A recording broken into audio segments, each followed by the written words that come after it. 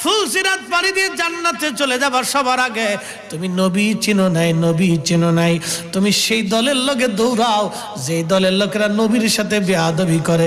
কথা কন না কেন? কতদিন দৌড়াবেন বলেন তো?